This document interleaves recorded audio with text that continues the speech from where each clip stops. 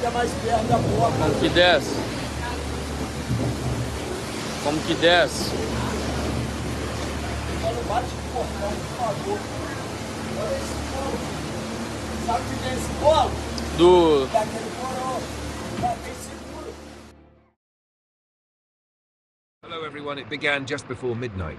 The rains, relentless all evening, grew heavier, pounding rooftops until they cracked, filling rivers until they screamed past their banks. Then came the Lahar, a deadly surge of mud, rocks and cold lava sliding down from Mount Merapi. Together, rain and earth united into a monstrous torrent. In seconds, the mountainside rivers burst, roaring through villages asleep in West Sumatra. Families awoke to chaos, water smashing doors, though walls collapsing, the earth itself sliding. Mothers carried children through waist-deep currents, their screams drowned by the roar of the flood. In Tanah Datar, mosques crumbled under mud. In Agam, entire rows of houses vanished. From the air, the land looked unrecognizable. A sea of brown, rooftops and treetops poking out like the remnants of a drowned world. By dawn, whole neighborhoods were gone. Survivors, drenched and barefoot, stood in shock, staring at the wreckage. The night flood had come without mercy, without warning, leaving grief and silence behind. Across Brazil, television screens flickered with these images, and people fell quiet. For it was not just Indonesia's night of terror, it was a mirror of storms Brazilians feared. By morning, grief spread across the provinces like its own flood. At least 71 were confirmed dead, dozens missing, and the numbers climbing with each hour. In Agam, 23 dead. In Tanah Datar, 29. Padang Paraman, 12. Names were read aloud by rescuers, and families collapsed in anguish. Among them, Melikara, 29, recounted how she had fled with her child, clambering over a car lodged in a neighbor's house. Behind her, she saw entire homes swept away. Neighbors she once shared meals with now vanished. "I want to leave this place forever," she whispered, her voice cracked with exhaustion. The grief was not abstract, it was personal, carved into every face. In mosques and community halls, bodies wrapped in white cloth lay side by side, the smell of mud and sorrow mingling with incense. Children asked why their friends weren't coming back to school. Parents could not answer. Brazil, watching, felt the grief in its bones. These were not strangers. They could have been their own children, their own mothers. Grief, raw and unfiltered, crossed oceans like a storm. But grief waited. Urgency took over. Abdul Malik, head of the provincial rescue team, announced the deployment of 100 personnel, 8 excavators and drones. Boats combed rivers, finding survivors clinging to rooftops, finding bodies tangled in trees and branches. Helicopters hovered above, lowering ropes into rising waters. Every rescue was a gamble. Currents were violent, debris hid beneath the surface, ready to flip boats. Excavators cleared bridges and roads, while rescuers in rubber boats searched for the missing. Each life pulled from the mud was a miracle. Each discovery of the dead a wound that deepened grief. Local shelters overflowed. 4,800 displaced people pressed into classrooms, gymnasiums, government buildings. Food, blankets, clean water, all stretched thin. Yet rescuers refused to stop, working through rain, through night, against the clock. For every hour lost meant more lives gone. The urgency electrified Indonesia and shocked Brazil. Watching rubber boats and drones scan drowned villages, Brazilians whispered, "Would we be ready?" Even as aid arrived, fear lingered, heavier than mud.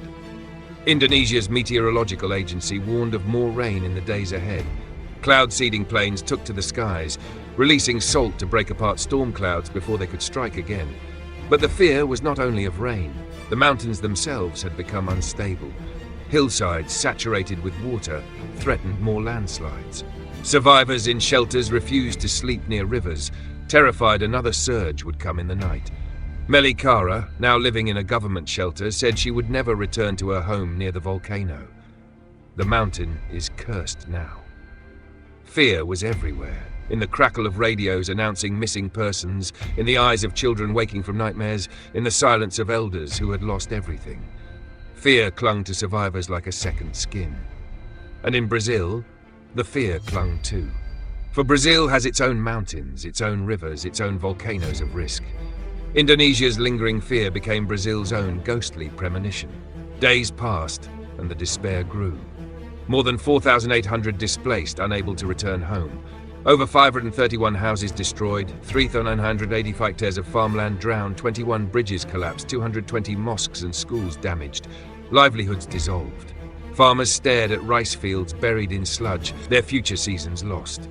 Children sat idle in shelters, schools gone, lessons suspended, shops, markets, entire streets erased. Roads severed, fuel and food supplies strained. Even faith in safety collapsed. Survivors asked if rebuilding was worth it. Government aid arrived, billions in rupiah, promises of 210 new homes in 6 months, but despair lingered. For what had been lost could not be counted only in buildings. It was memories, histories, families. It was dignity drowned. In Brazil, the despair resonated like an echo. Brazilians watching saw not just tragedy, but warning. This despair could be ours. The floods of Indonesia crossed oceans not as water, but as warning. In Brazil, the images shocked an entire nation. They saw in West Sumatra's grief their own vulnerability. Swollen rivers in Minas, landslides in Rio, collapsing infrastructure in São Paulo. Brazil knows floods. Brazil knows landslides. Watching Indonesia, they whispered, "This is us, waiting to happen." For climate change is not distant, it is here, and it strikes without mercy. Brazil saw the drowned mosques, the mothers clutching children, the rescuers braving torrents, and trembled. Not with pity, but with fear, because the mirror had been lifted. Indonesia's sorrow had become Brazil's ghostly reflection. West Sumatra's flood was not just another disaster. It was grief, urgency, despair, resilience, and warning, all bound into one.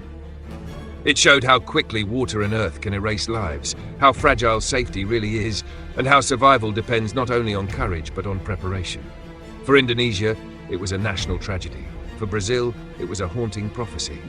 The waters may recede, but the message endures. Storms no longer belong to one land. They are global, ghostly, and merciless. The only question that remains, will Brazil be ready when its night flood comes?